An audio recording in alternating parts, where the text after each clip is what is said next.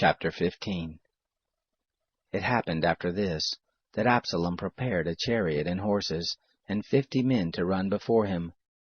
Absalom rose up early and stood beside the way of the gate, and it was so, that when any man had a problem which should come to the king for judgment, then Absalom called to him and said, "Of what city are you?" He said, "Your servant is one of the tribes of Israel."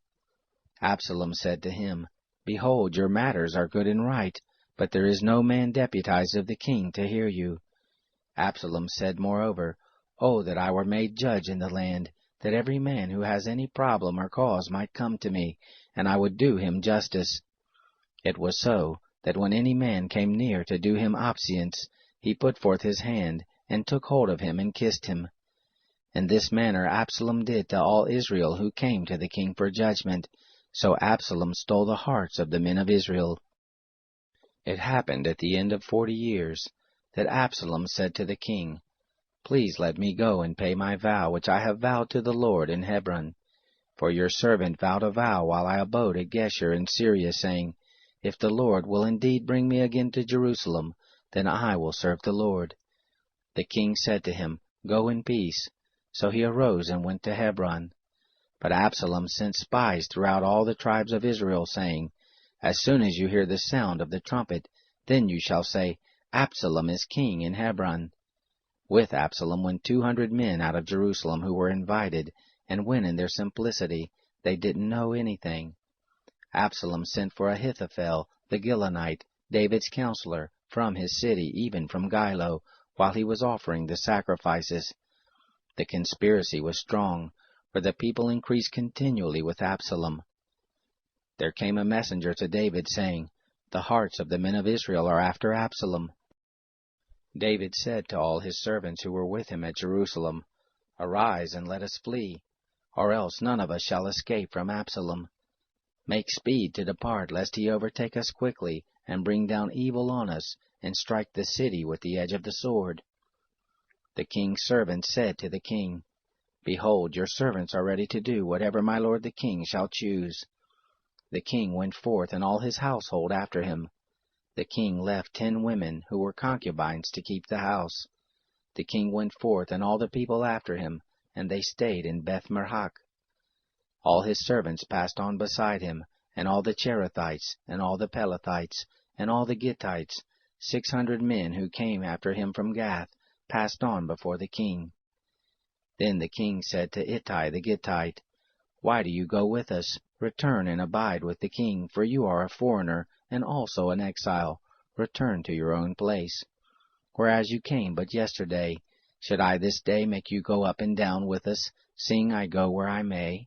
Return, and take back your brothers. Mercy and truth be with you." Ittai answered the king and said, "As the Lord lives, and as my lord the king lives, surely in what place my lord the king shall be, whether for life or for death, even there also will your servant be." David said to Ittai, "Go and pass over." Ittai the Gittite passed over, and all his men, and all the little ones who were with him. All the country wept with a loud voice, and all the people passed over. The king also himself passed over the brook Kidron, and all the people passed over toward the way of the wilderness.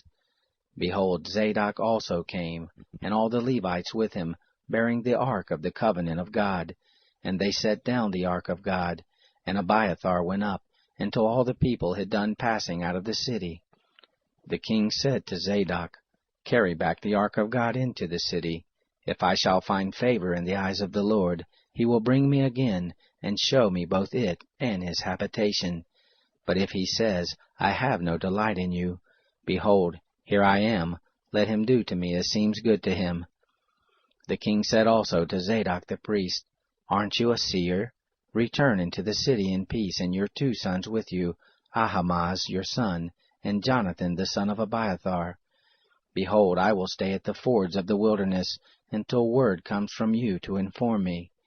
Zadok therefore and Abiathar carried the ark of God again to Jerusalem, and they abode there. David went up by the ascent of the Mount of Olives, and wept as he went up, and he had his head covered, and went barefoot, and all the people who were with him covered every man his head, and they went up, weeping as they went. One told David, saying, Ahithophel is among the conspirators with Absalom. David said, O Lord, please turn the counsel of Ahithophel into foolishness. It happened that when David had come to the top of the ascent where God was worshipped, behold, Hushai the Archite came to meet him with his coat torn and earth on his head. David said to him, If you pass on with me, then you will be a burden to me. But if you return to the city and tell Absalom, I will be your servant, O king, as I have been your father's servant in time past, so I will now be your servant, then you will defeat for me the counsel of Ahithophel.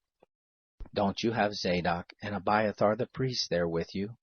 Therefore it shall be, that whatever thing you shall hear out of the king's house, you can tell it to Zadok and Abiathar the priest. Behold, they have there with them their 2 sons, Ahimaaz Zadok's son, and Jonathan Abiathar's son, and by them shall you send to tell me everything you shall hear. So Hushai, David's friend, came into the city, and Absalom came into Jerusalem.